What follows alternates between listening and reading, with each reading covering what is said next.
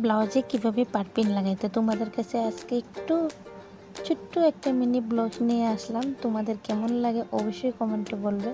So hello everyone, তোমরা কেমন আছো? আশা করি তোমরা সবাই ভালো আছো। তো পাইপিংয়ের কাপড়টা আমি 2 ইঞ্চি করে কেটে নিলাম। কেটে নেওয়ার পরে দুটোটা কাপড়ের মাথা আমি একলগে সেলাই করে, তো এখানে যতটুকু কাপড় এক্সট্রা ছিল তো আমি এই কাপড়টা কেটে নিলাম। কেটে নেওয়ার পর ব্লাউজের সাথে আমি এখানে অ্যাটাচ করব। অ্যাটাচ করার পর যতটুকু কাপড় আরেকবার এক্সট্রা আছে তো এক্সট্রা আরেকবার কেটে নেব, নাহলে কাপড়টা নিচের দিকে বেরিয়ে যাবে। এক্সট্রা কেটে নেওয়ার পর তো ছোটো ছোটো করে কাট করে দেব। কাট করার নিয়ে পরে মানে ফিনিশিংটা অনেকটা সুন্দর আসে। দেখো আমার কাটা নেওয়া হয়ে গেছে। তো এখানে আমি একদম পাইপিংয়ের কাপড়ের সিধাসিধি পাইপিংয়ের কাপড়টাতে না, মানে ব্লাউজের কাপড়টাতে সেলাই করব।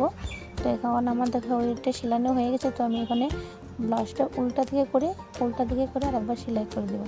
তো কেমন হয়েছে ভিডিওটা তোমরা অবশ্যই কমেন্টে বলবে। তো এই যে দেখো একদম খারাপ হয়নি, ভালোই হয়েছে।